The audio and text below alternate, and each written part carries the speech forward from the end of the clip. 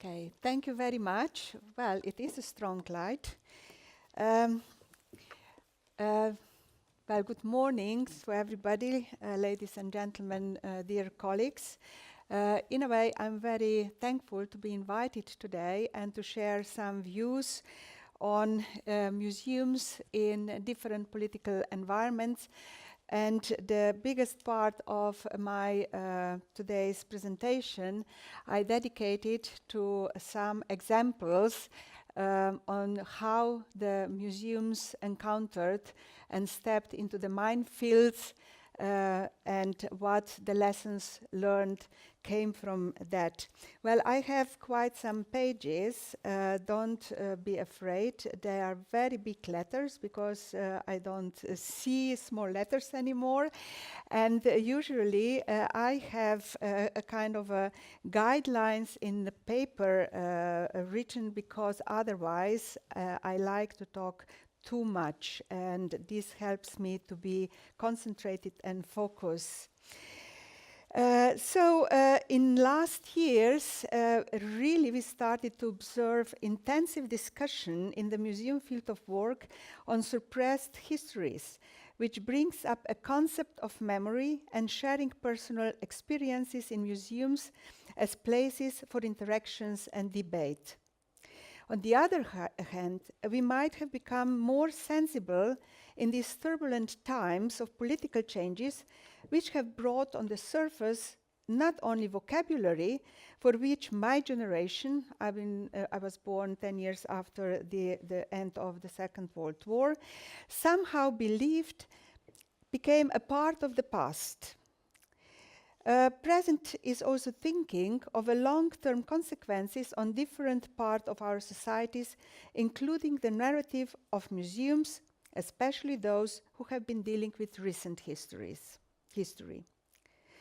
As I already mentioned, I in a way divide my presentation into two parts. In the first part, I'm going to describe some case studies of direct or indirect political interventions in museums and museum projects, which might give us a kind of a bigger framework for later discussions. And in the second part, I will present a case study of the House of European History as an imminent project of a political body, thus an experience how an interaction between this political institution and building a museum could be experienced. Well, I started working in a museum at the end of the 70s. I am from Slovenia, and which at that time was a part of former Yugoslavia. And I started working as a curator with a newly established department for recent history in the City Museum of Ljubljana. It is, of course, worthwhile saying that Yugoslavia was one-party socialist dictatorship under leadership of Tito. There is a lot of discussions about differences. We all know that we cannot put in one sack all, in a way, communist countries in different periods. But at that time, in my country, talking about recent history was actually predominantly meant a history of working movements before the Second World War, and then the resistance during the Second World War.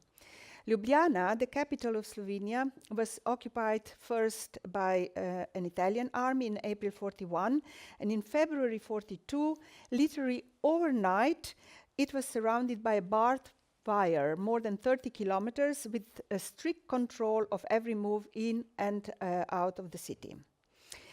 So Ljubljana had a very strong resistance movement, but as a city it became a kind of a camp, and where a lot of struggle, repressions, and in a way hard times was seen. So in November last year, I participated in a conference of ICOM Europe in Bologna, and I met a colleague of mine with whom we started working together in the 70s. And of course, over the dinner, we were discussing the House of European History and the critics, which we mostly received from Poland. But what in a way, we were discussing really was a wording of this criticism. And at a certain point, she looked at me and she said, well, do you really not remember anymore? And then I said, well, what are you talking about? Because I really didn't know what she was talking about. And after that, she said, yes, but don't you remember that in our department of 4 people, we had a kind of a co-board, a steering committee, in which the pre-war communists and after that, you know, the important members of resistance were sitting, and twice a year we met, and we were always criticized of not being online with official, in a way, party line of historical tellings. So after that, I came home, and in my personal archive, I really found some application forms for jobs, because after every meeting, we got really sick, and we all 4 of us started applying for new jobs.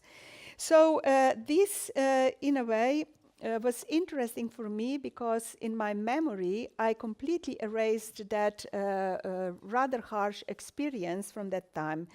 And I was also convinced somehow that at that time that was possible only in one-party dictatorships. So after that, I also began to understand why I was rather shocked with the criticism I already mentioned.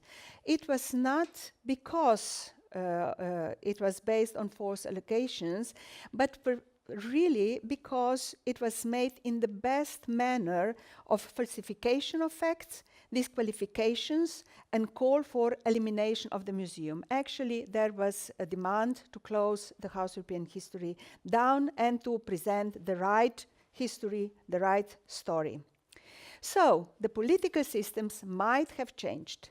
Years might have passed by, but the vocabulary from the old suppressed times has obviously survived, and we have been facing with that vocabulary in many countries in Europe today.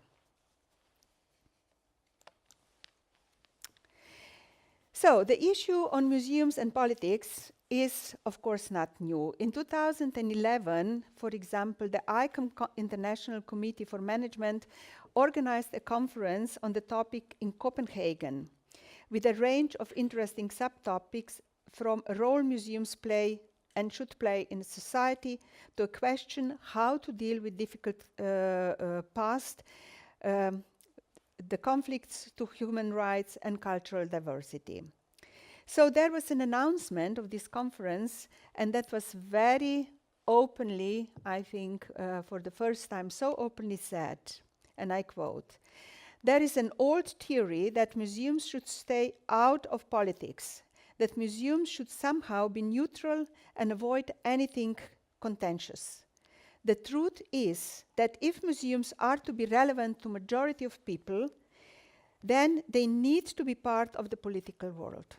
Museums are often founded by politicians. They are subjected to political pressures, and many museums deal in with political issues directly or indirectly. No museum discipline is exempt from this.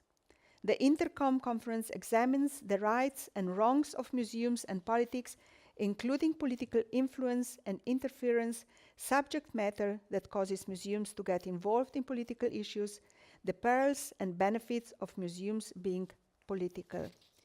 End of the quote. The conference produced the so-called Copenhagen Declaration, which actually calls museums to have a fundamental responsibility to confront political issues and to inspire and provoke public debate in the quest for freedom of speech, rather than attempt to maintain a safe and spurious neutrality. In 2014, ICOM Russia, ICOM USA, and ICOM Germany organized a conference in St. Petersburg titled Museum and Politics. And according to then the chair of ICOM, Professor Dr. Hans-Martin Hinz, I quote, "The effort to promote cooperation among museums across political and national differences has been a living impulse in the vision of ICOM's key purposes throughout almost 7 decades.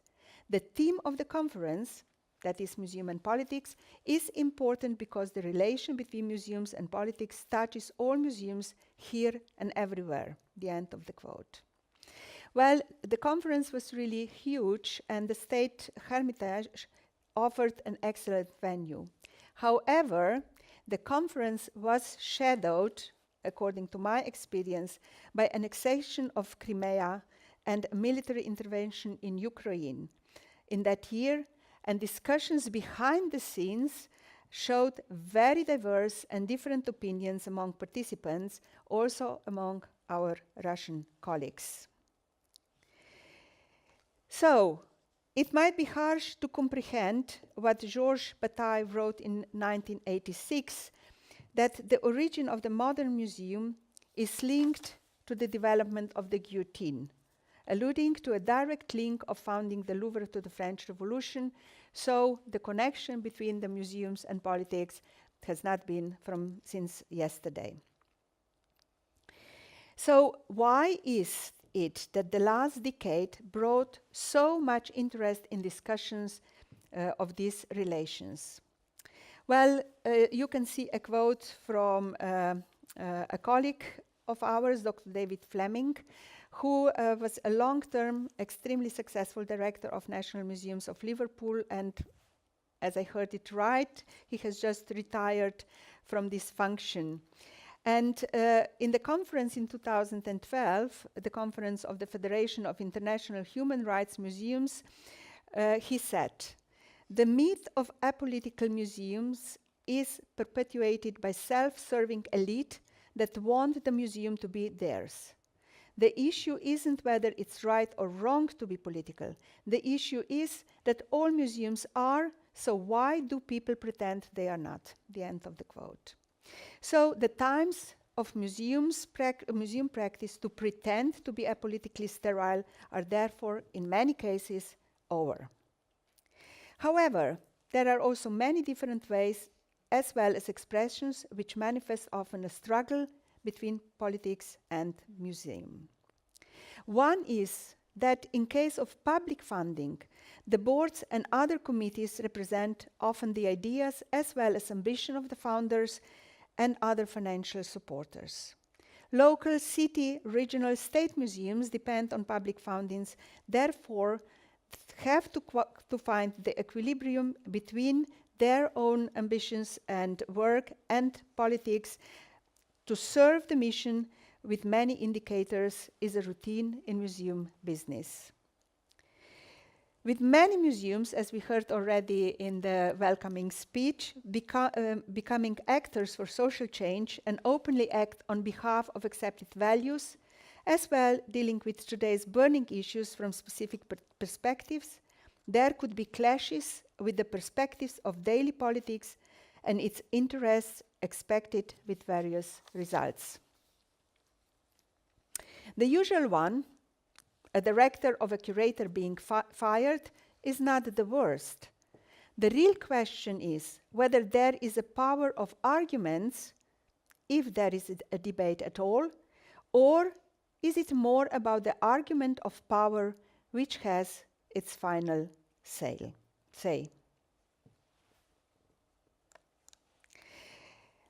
As I said, I will give shortly 3 examples in last 3 decades, which somehow I think are showing this dilemma I've been just talking about. In November 2016, the Royal Ontario Museum in Canada formally apologized for an exhibition titled Into the Heart of Africa, which was opened 27 years before and decried as racist and demeaning. This exhibition has been since analyzed and became a point of reference how, in spite of good intentions, things could go very bad if a museum doesn't pay enough attention on the context of time and events. The curator prepared an exhibition titled Into the Heart of Africa in November 1989, so quite some decades ago. The exhibition was meant to denounce colonialism and to criticize white Canada's attitude to Africa by displaying more than 300 objects which were collected by Canadian missionaries. The curator used quotation marks to separate the views of, let's say, the past, so collectors, that is missionaries, from usual narrative explanations on the exhibition text. I don't have time to go deeper into the story, but we all know a problem when a curator falsely expects that visitors will be knowledgeable and intelligent enough to view artifacts with quotations as a display of misguided, arrogant, and racist. The worst mistake was, in this case, probably overestimating of the public to read exhibition texts. Or, as a review in a newspaper said, and I quote, "One had to be literate and sophisticated to view it as the curator intended." After the opening, the exhibition received the mild reviews. However, some months after, an African-Canadian group called themselves a Coalition for the Truth About Africa, which via Ontario's Ministry of Citizenship publicly denounced the exhibition as racist. Demonstration followed, and the first protesters demanded changes in text and removal of several violent pictures, but after that, in a way, the situation went further, so the demands grew. The exhibition was closed as planned in August 1990, the objects removed from the public view. 4 museums, which had already arranged to host the exhibition, cancelled the decision. No one stood behind the author and the museum, really. Talented curator resigned as a museum curator, and coming back to University of Toronto, where she was teaching, she was publicly mobbed during her class. Her house was sprayed, etc. At the end, she resigned and she moved to British Isles. And the director also decided to leave. Today, this exhibition is an example seen by some as a moment when political correctness arrived to Canada in a wrong way. As Christine Albright wrote in 2015, I quote, "These uninformed protesters were incapable of independent thought and succumbed to mob mobility." So this example, and when I learned about that years ago, I finally realized that whenever the museum functions, these, in a way, protests as well as influence should be taken into consideration before starting boldly to make an exhibition which is dealing with contested history. So, this exhibition is still a controversial touchstone which started a discussion on politics of visual representations as well as a challenge to curatorial choices and stands in multicultural societies and post-colonial contexts. I was for the first time in Berlin in 1996, and for me, the Berlin looked really, and probably for others as well, like a huge building space. Also, the Deutsches Historisches Museum, which was the organizer, looked much different than it looks today. And in a way, it was about the presentations, the exhibitions on World War II. For me, the star lecture was given by Martin Harwitt, an astrophysicist, a professor, and director of Smithsonian National Air and Space Museum, who just a year earlier resigned from this position and in 1996 published a book titled "An Exhibit Denied: Lobbying the History of Enola Gay." The reason was rather clear. It was about the controversial exhibition on Enola Gay, the bomber who had it and dropped the first atom bomb on Hiroshima. In the years to come, this planned exhibition remained an important key point in the evolution of American museums. As in the case of Ontario Museum, the example of Enola Gay planned exhibition marks a period of changes in museums and their awareness of contested historical events and processes in their complex, inclusive representation, which needs new techniques in approaching the postmodern museums. So, in very short, for the 50th anniversary, there was a plan to display the bomber, Enola Gay, and the first concept, which was prepared in 1994, got a green light in advisory panel of the group of prominent historians. What was the main goal of this exhibition was actually to inspire the public debate and reflection on the development and use of nuclear weapons, as well as the dawn and disentanglement of the nuclear era with its horrors in the arms race. However, when the script was submitted to interested citizens groups, the controversy erupted and attacks started. The script was scrutinized and corrected several times, and there were two sections which, well, very understandably, were contested the most. One was the decision to drop the bomb, which raised the question whether Japan might have surrendered without dropping it, and another was about the devastation inflicted on Hiroshima and Nagasaki, and consequently followed by a question whether the attack was really necessary. It is good to stress that Smithsonian also planned to get some material about this devastation from Nagasaki and Hiroshima. Well, of course, as you can see on one of the slides, it's very difficult to celebrate the 50th anniversary of finishing the Second World War, in which you win, with, in a way, starting a discussion which put into the question some actions from the period.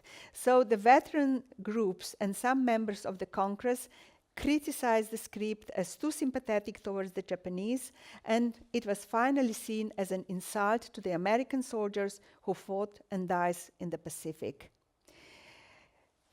The script was, well, there were attempts to rewrite the script, but in a way, it was too late. So 81 members of the House of Representatives wrote a letter in which they demanded immediate resignation or dismissal of the director. Dr. Harvit resigned. The exhibition was put, but of course, basically with the bomber, the description of the mission, the plane's restoration process, and video memorized of the man who flew in it. However, what is interesting and also in a way shows the development was that in 2003, for example, a group of historians and activists delivered a petition challenging the National Air and Space Museum's proposed exhibition on the Enola Gay, saying that, I quote, "Displaying the Enola Gay as a technological achievement reflects extraordinary callousness toward victims, indifference to the deep division among American citizens about the propriety of these actions, and disregard for the feelings of most world's people." And among those signing this petition was, for example, Noam Chomsky, Kurt Vonnegut, Oliver Stone, Marty Sheen, and so on and so on. So the lesson learned from this very politicized project was rather multi-layer. And what is interesting is that to present multiple perspectives in the museum exhibition is extremely difficult. And there should be an awareness to start a discussion on these contested historical acts in a light of a commemoration of a victorious event, as I said, and in a view of majority population, which is undebatable at the time. So this case study is still relevant to learn from today, touching the undebatable and starting opening discussion takes from a museum a lot, not only expertise, but tact and sensitiveness to gain trust from the most affected stakeholders as well as the public.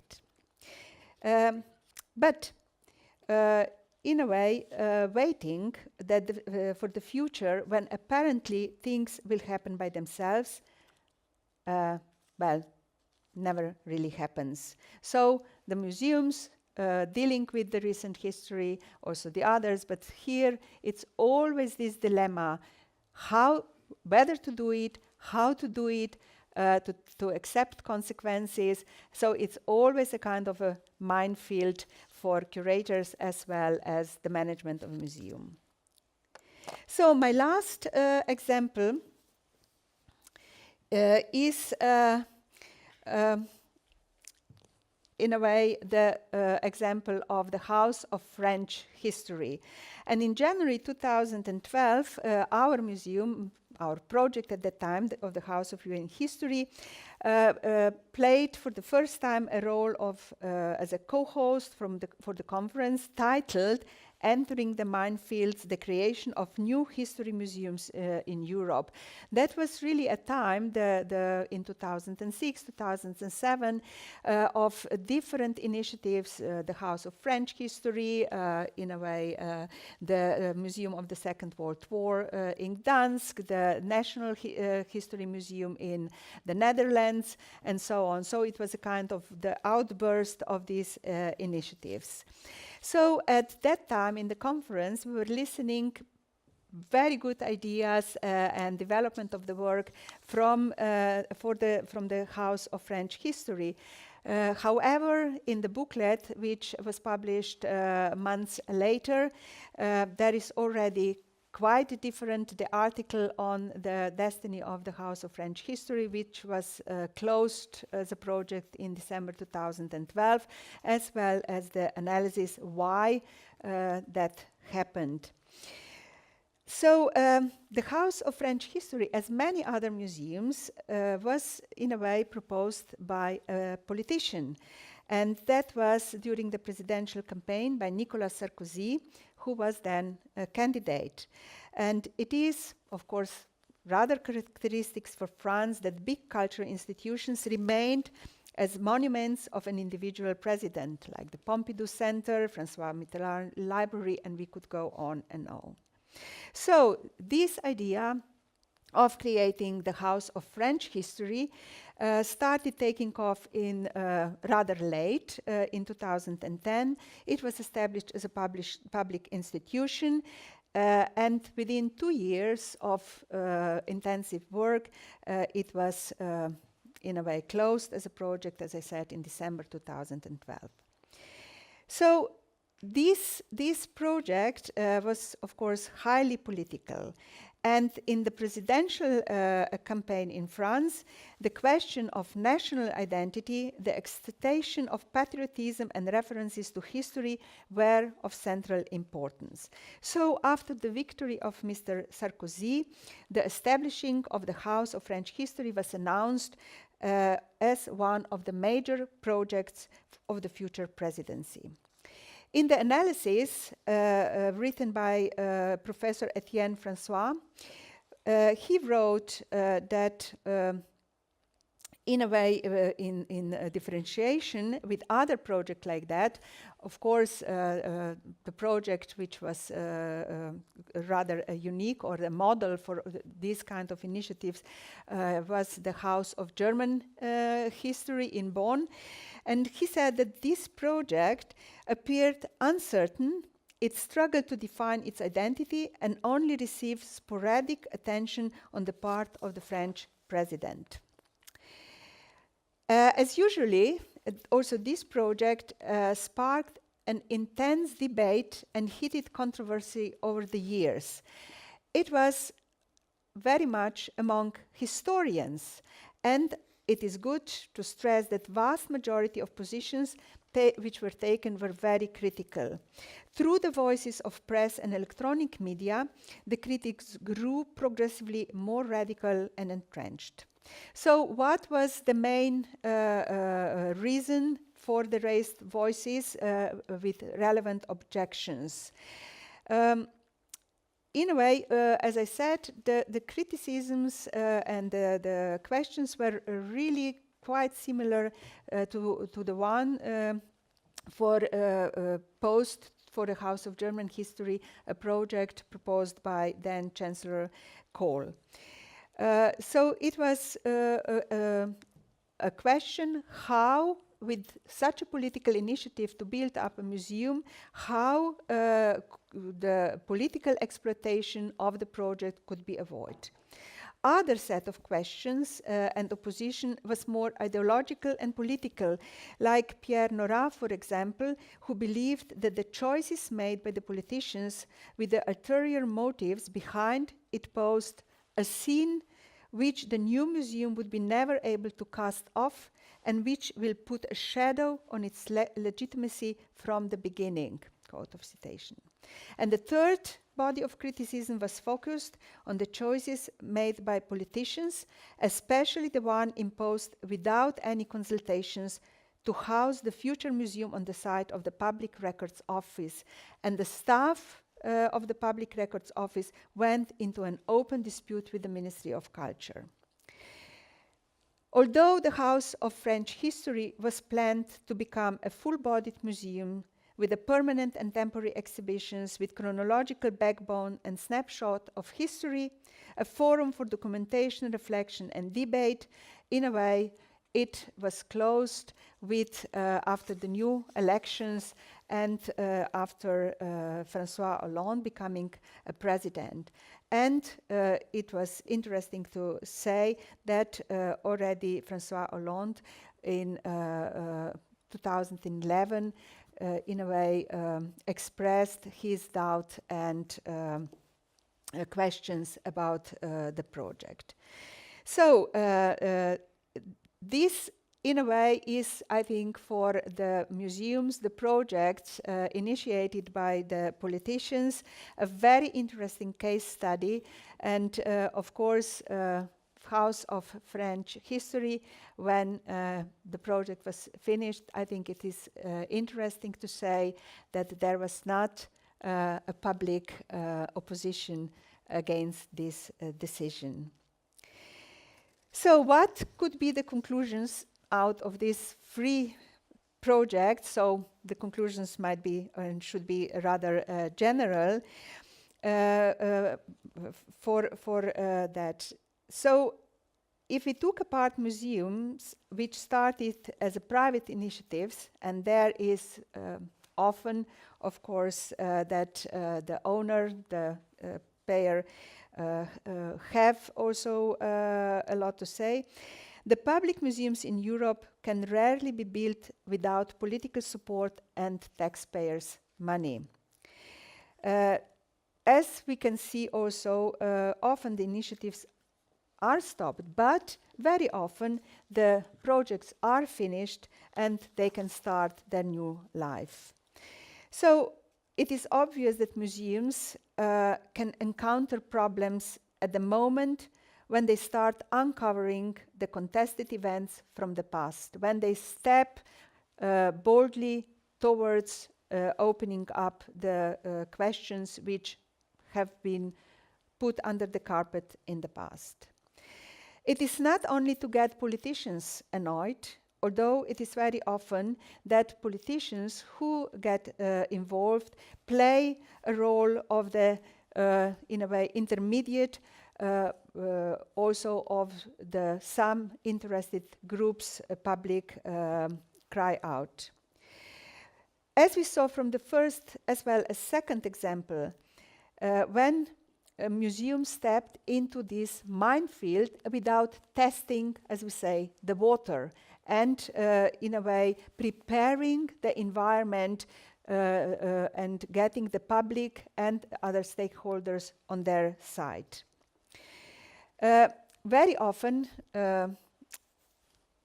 we have to be honest and self-critical. Museums underestimate or overestimate the audience in its understanding curatorial approach. Well, this is what is really critical, and in 40 years nearly of my work, in a way for me that's very clear.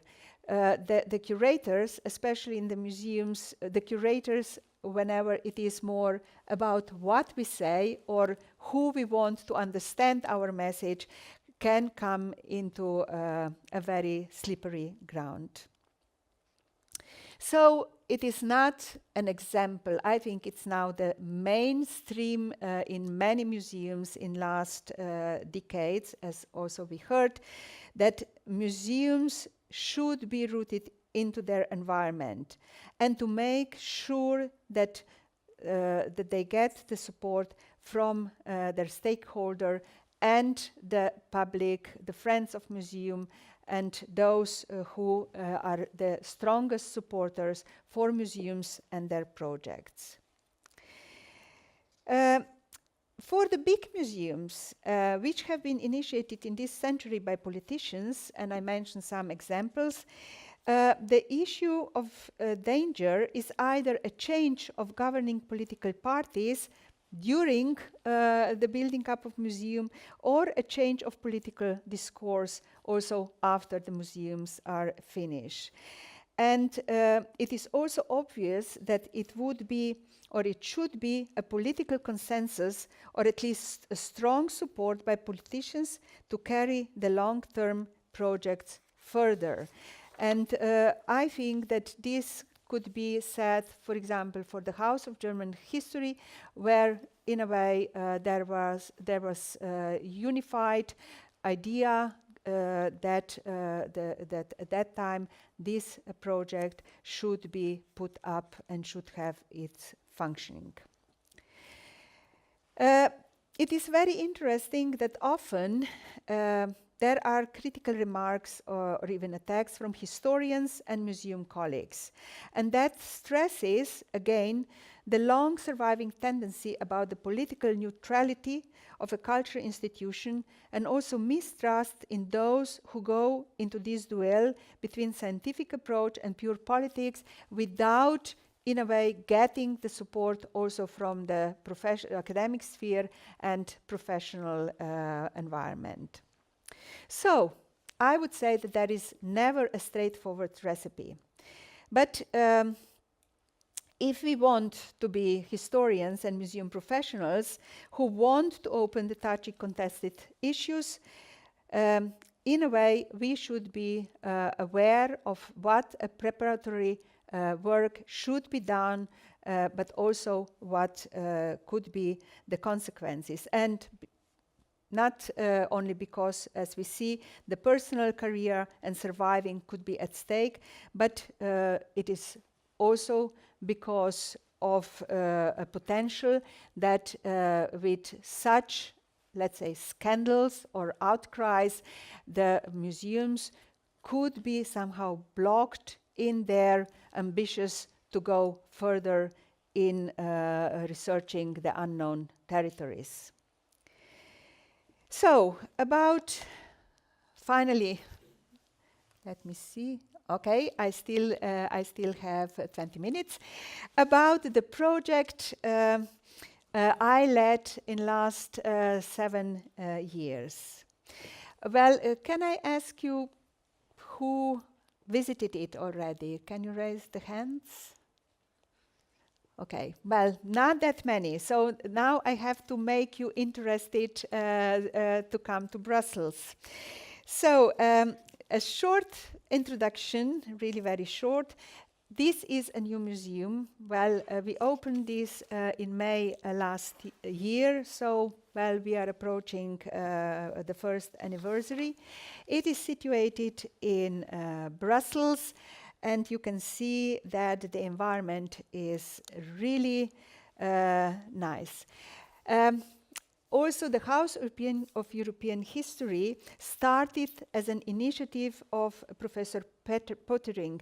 He expressed this idea during his inaugural speech in February 2007, and he was working into gaining support from all political groups of the European Parliament.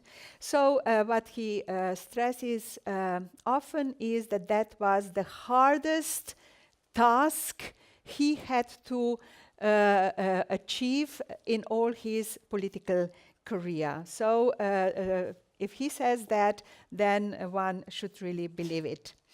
So in 2008, the group of experts in history and museum practice from different European countries started working on a document which have built basic fundamentals for a new museum. And I think that this, in retrospect, that was a rather clever idea, because from the very beginning, the moment the political support was there, it was very clear the vision that politicians wouldn't interfere into the content, and that the historians and museum professionals, in a way, would have their academic independence. So you saw the Eastman building. This building was chosen to host the new museum, and in 2009 an architecture competition started for renovation and extension. And I learned that about 75% of buildings started to be planned and renovated before actually the content is ready. So we were not the only one. In 2011, the first member of the academic project team responsible for building up a museum content was set up. And this is really an interesting story. Very shortly, it was a public call. So it was not that every EU country should have a representative. The historians, the museum professionals, educators applied. There was a jury, and the team came together with, we were actually sitting in a huge room together for a year. We had never met each other before. We came from very different countries, from Sweden to Spain, Greece, and Ireland. And in a way, we had different age, different gender, but also very different historiographical backgrounds and museological approach. So that was really a testing ground also for me, leading the project, how, in a way, from the group of so many different people and views, put together a narrative which would be presented in the house. In a way, this is very shortly about the beginnings, and well, you can read it. I'm not going into every way. So, what is a structure? You know, it's really interesting because the museum has been founded and financed by the European Parliament, and the house and the team has kept the academic independence through all years. So we are a kind of organizational hybrid. On one side, the house is the part of European Parliament administration, actually the Directorate for Visitors of the Directorate General for Communication.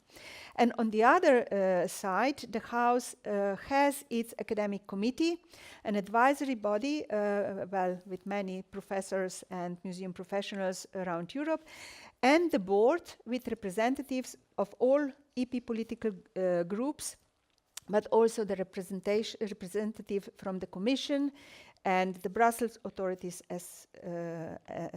and so on.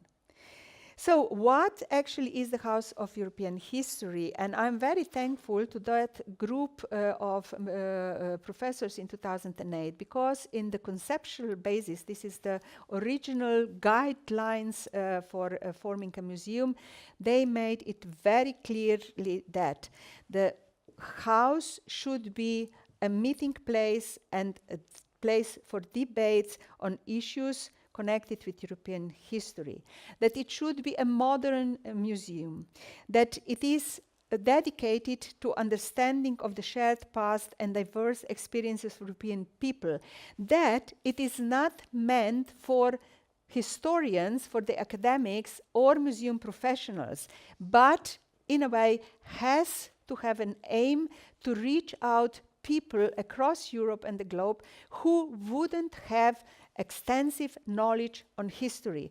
And what we have been realizing through the evaluations made in last years, that the knowledge about history is really rather low, and if it is there, of course, it is mainly from the national perspectives. So our museum doesn't teach.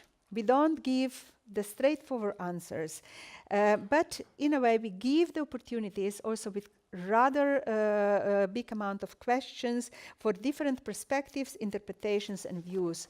If you imagine that somebody coming to visit our museum from Ireland, for example, who is 20, or somebody coming from Latvia who is 80, that the perspectives on the shared history in European continent in the 19th and especially in the 20th century, which is our focus, would have very, very different in a way perspective and interpretation. And I think for me it was a real compliment for one observation of a visitor who said, yeah, well, the moment you feel that you are in a comfort zone, you open a drawer and you get the punch on your nose, so you have to rethink everything anew.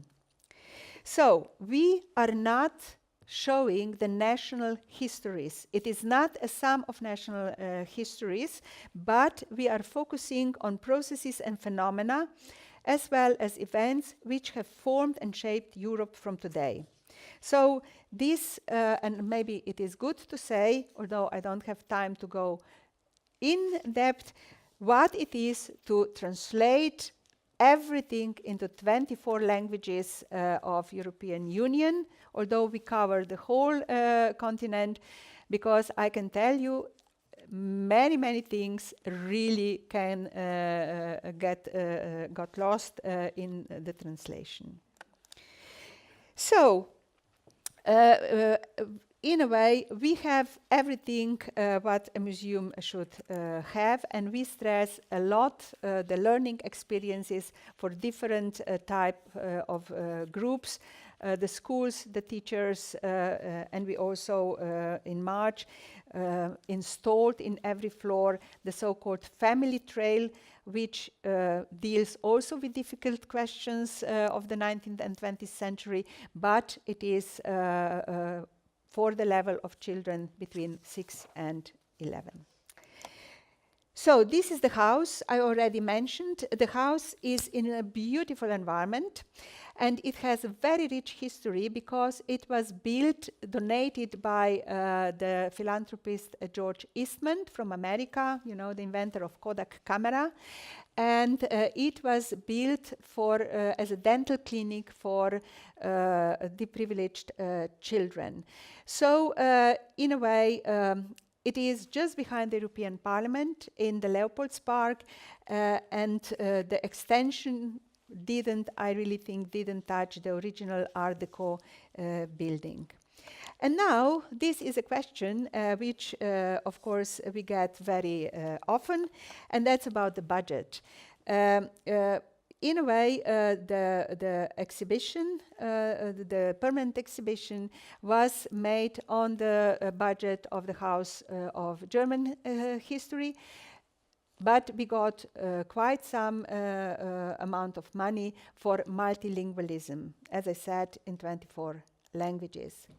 Well, from the very beginning, of course, the project was not publicly discussed throughout Europe, but of course it was not a hidden secret. So from the beginning there were speculations and accusations about spending the taxpayers' money, about the need to build this kind of museum, which is very, of course, relevant questions, but also playing with figures, especially in the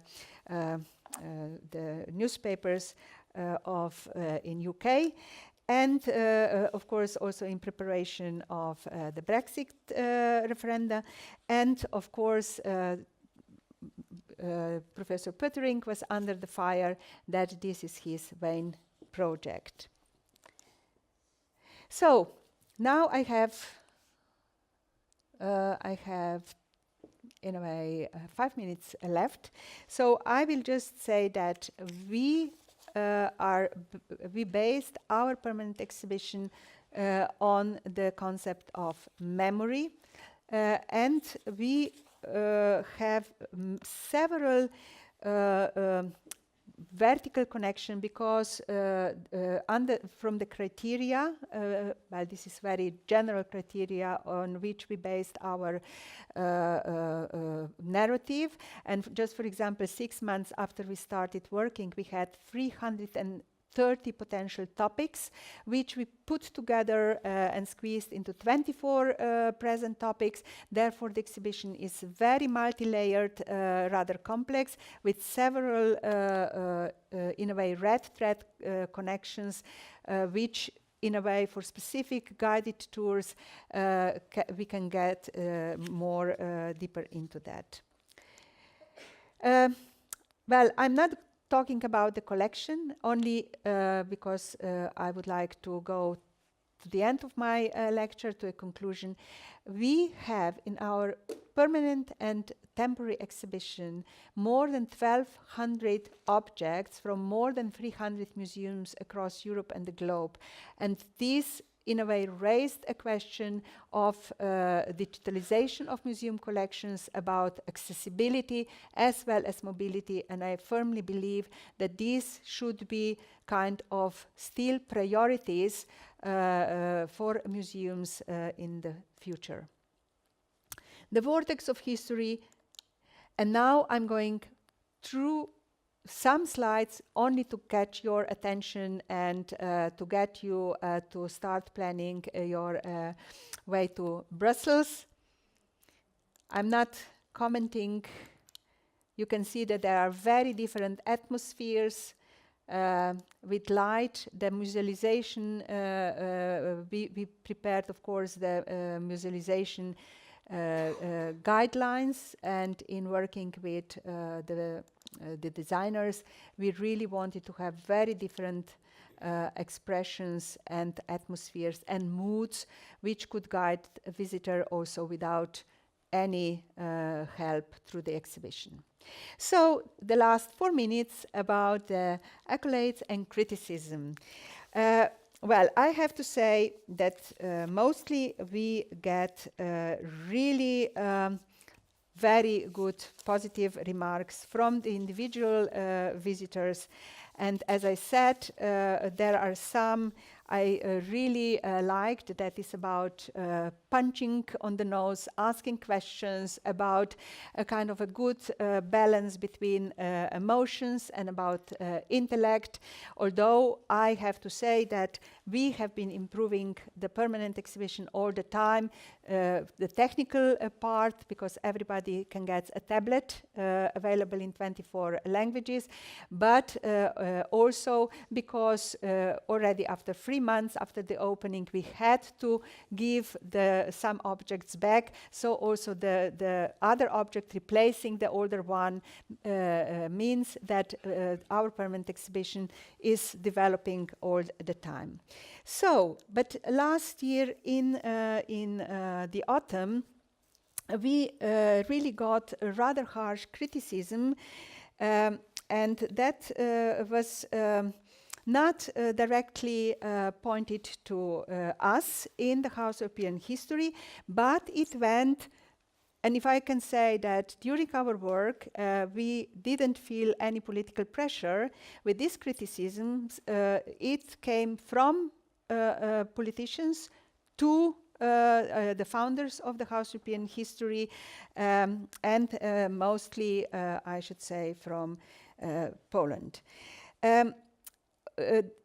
We were very much prepared for criticisms, and this was the main, in a way, thing why to build this museum, because it was the first, or it has been the first attempt, and from that on, everything is possible. We have something to discuss. But this, in a way, criticism we found, and because it was not addressed to us, we found that in a way there were rather disqualifications based on sentences taken from the context or straightforward lies. So we prepared, of course, we analyzed, we prepared all answers and so on, but we also realized that because of the vocabulary, and here I come to the beginning of my lecture today and my personal experience, I really felt like going back 40 years, finding this kind of vocabulary which called actually also to a closure of a museum, to form the right group of professionals and to build a new permanent exhibition. So we are very much open for discussions, only in a way we think that there should also be a level of the academic discussion on the choices and the criticisms. So because of these critical remarks, as I said, coming from Poland, the Minister of Culture, and then from the Platform of Remembrance and Solidarity, we really believe in the House that a mutual understanding, and in spite of very different experiences of us living in Europe today, is a precondition for building the future together with the values we have adopted as citizens of our continent for the 21st century. And from that point of view, we are still in a way discussing and are open to debates, and this is what the main aim is, the House of European History to become a place for debates, as I said. I'm also looking forward to hear your comments, your questions, and as I already did, I would like to repeat, you are very much cordially invited to visit the House of European History in Brussels, and that might spark the discussions as well as questions in the future. Thank you for your attention.